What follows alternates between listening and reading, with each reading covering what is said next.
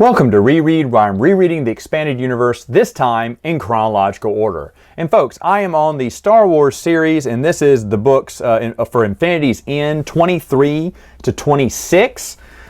Basically, I don't know how much time has passed. It doesn't say, but Voss has been healed now, or healed enough to where he goes on his first mission. Now, Mace Windu is very, skeptical if this is too soon for him.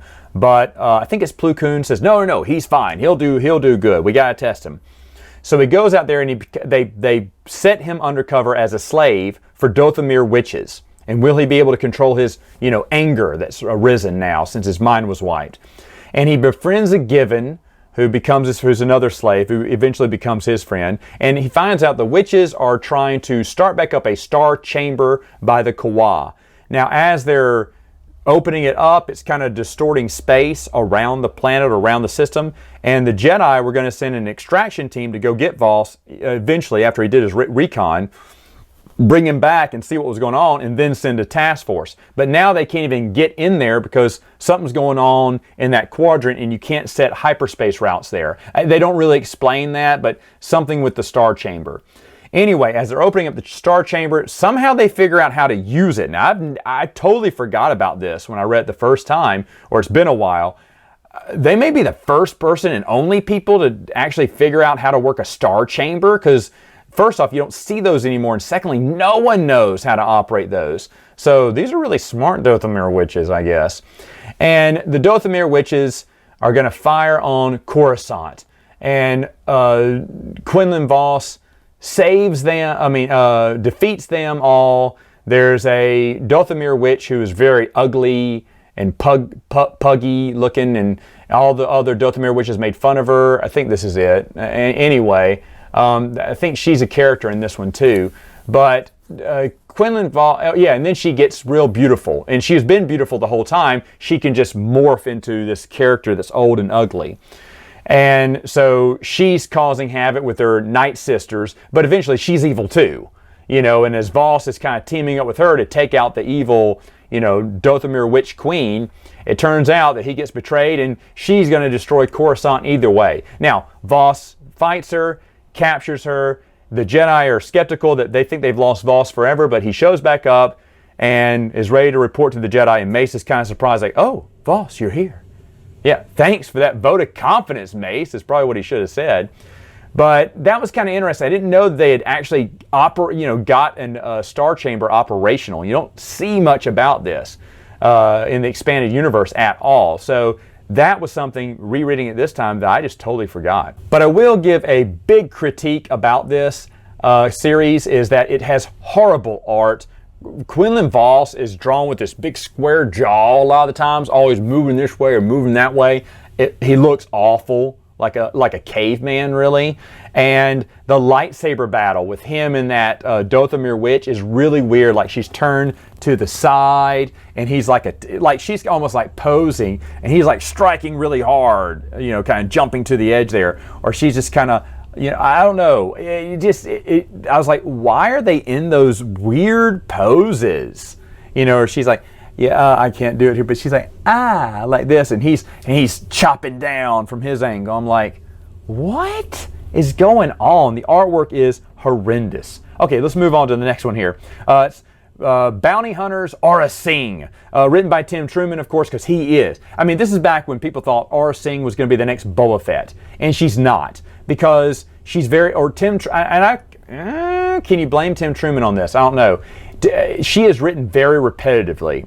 Guess what, folks? She hates Jedi. She hates when you think she's a Jedi. And whenever there's a Jedi included in the bounty, which happens 99% of the time, she goes, "Ooh, a bonus for me. I'd have killed the Jedi for free." Yes, I know you say that in every series you're a part of.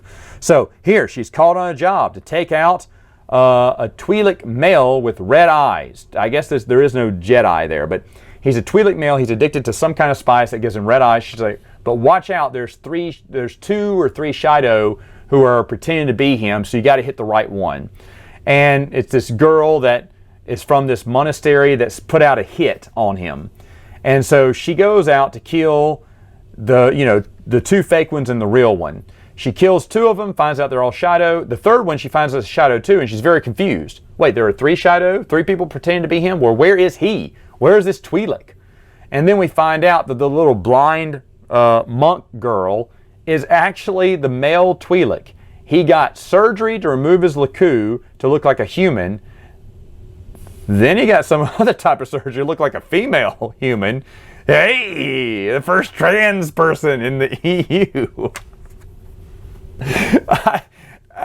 And he takes off the blindfold and he has red eyes. He's like, ha ha ha, I outsmarted her. And no, he didn't. Because there's Aurra Sing behind him with her blaster pointed at him, and it ends with you see the little tree hut that he's in, and he gets shot. You know, you hear the blaster go off, and that's the end. Oh, also, they visit every planet from the original series. Tatooine, she goes to Hoth, she's on Endor. Like this monk lives on Endor for some unknown reason. Just goes, hey folks, that was in the movie. She goes to Bespin to kill off the Cloud City. So they went through. She went to all the touring locations of the original trilogy. Don't you love her for that? Oh, there's one that she on Hoth. One of the Twi'leks or Shido, who's pretending to be the Twi'lek, is running some kind of scam controlling Wampas. And he says, you, Wampa, what's wrong with you? Report to your station. I need to, they have, I guess they put sensors in them to control them. He's like, maybe their sensor needs a reboot. Go to the station so I can reboot you. And then she throws off the costume of the Wampa, the 8-foot Wampa, and then attacks him. And I'm like, how does that, I mean, when the scene where the art where she's shrugging off the Wampa things, looks like she's just shrugging off like a sleeping bag or like a big, what's this big PJ thing? I was like, what? Wait, what? How does that happen? How do you look like a Wampa the whole time and then you shrug it off? The whole thing looks like you had some kind of bear rug on you. What? It was so ridiculous. And that's the thing. I don't think you could have taken, because you look at this kind of stuff, and it's like they're trying too hard to make Aurra Sing cool, and she just wasn't. She just wasn't. It is sad, because I think if you would have made her silent and just a little bit, I like how she has longer fingers than most humans, and there's some interesting look you could have given her, but make her more silent. I don't know. Shut her up more. That's why Boba Fett was cool. He hardly talked. But Aurra Sing, it just feels like they tried to shove it down your throat to say, isn't she super cool? She dressed up as a Wampa. And no one knew? What? Anyway, folks, that is it for now. See you next time.